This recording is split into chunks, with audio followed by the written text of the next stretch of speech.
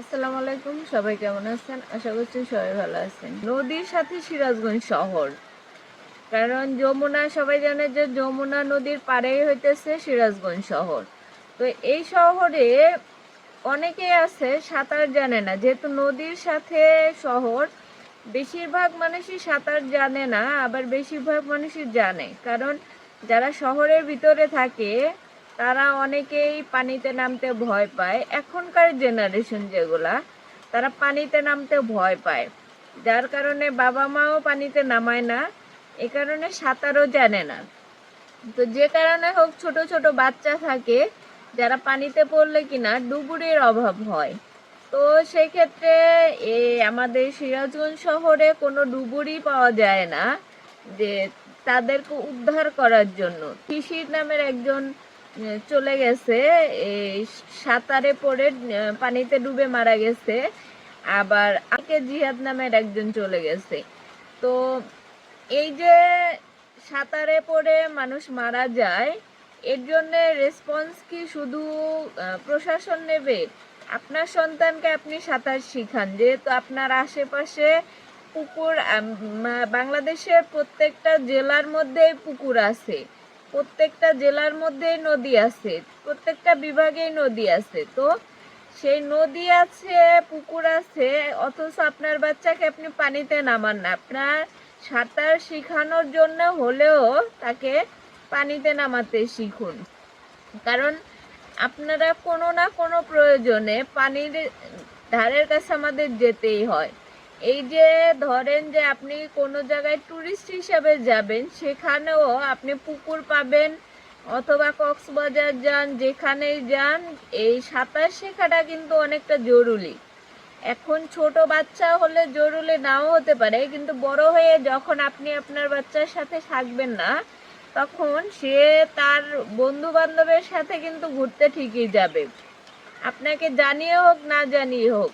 তখন তো তার সাঁতারটা শেখা জরুরি।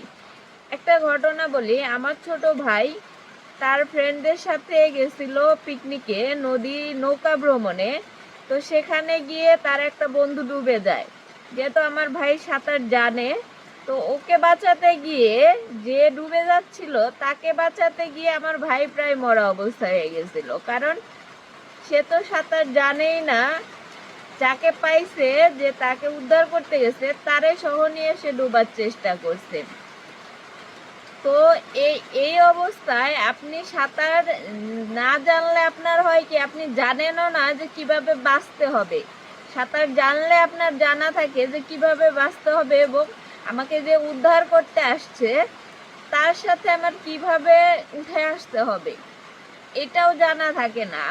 আপনার বাচ্চা যখন পানিতেই নামবে না, তখন সে শিখবেও না যে সাঁতারে পড়লে, পানিতে পড়লে সে কিভাবে বেঁচে উঠবে। এবং সে যদি সাঁতার নাও জানে, কেউ যদি তাকে উদ্ধার করতে যায়, সেক্ষেত্রে সেই উদ্ধারকারীর সাথে কিভাবে উঠে আসবে, এটাও কিন্তু তার জানা থাকে না। তো সেই ক্ষেত্রে বলবো যে আপনার বাচ্চাকে সাঁতার শিখান, যে কোনো জেলা হোক। নদী, শুধু যে নদী এলাকার মানুষ সাঁতার শিখতে হবে এরকম না। এখন তো সাঁতারের ট্রেনিং সব কিছুই করা যায়। অন্যান্য দেশের মানুষ এই যে সাঁতারে গোল্ড মেডেল নিয়ে আসতেছে, অথচ বাংলাদেশের মানুষ এত নদী নালা খালবিল থাকতেও সাঁতার জানে না। ডুবুরির অপেক্ষা না থেকে আপনারা নিজেরাই ডুবুরি হয়ে যান। আমি দেখি মাশাআল্লাহ আমাদের এলাকার মধ্যেও বা ছোট ছোট বাচ্চারাও সাঁতার জানে। তারা যদি সাঁতারে পড়েও, এমন না যে বাচ্চা মানুষ মারা যায় না, সাঁতারে পড়ে অনেক মানুষ মারা যায়, অনেক বড় মানুষও মারা যায়, অনেক সাঁতার জানা মানুষও মারা যায়। তো সাঁতার জানা না জানা, আর ডুবুরির ক্ষেত্রে বলবো প্রশাসনের এদিকে নজর অবশ্যই দেওয়া উচিত, যেহেতু নদী এলাকায় এখানে ডুবুরির প্রয়োজন আছে। শুধু শহর ভিত্তিক ডুবুরি থেকে তো লাভ নেই, ডুবুরি নদী ভিত্তিকও থাকা উচিত। তো প্রশাসনের অবশ্যই এদিকে খেয়াল রাখা উচিত যে যেন প্রত্যেকটা জেলাতেই, প্রত্যেকটা নদী এলাকাতেই ডুবুরির ব্যবস্থা থাকে, যাতে কেউ সাঁতারে পড়লে তাৎক্ষণিক কেউ গিয়ে উদ্ধার করতে পারে। তো সবাই ভালো থাকেন, সুস্থ থাকেন, আল্লাহ হাফেজ।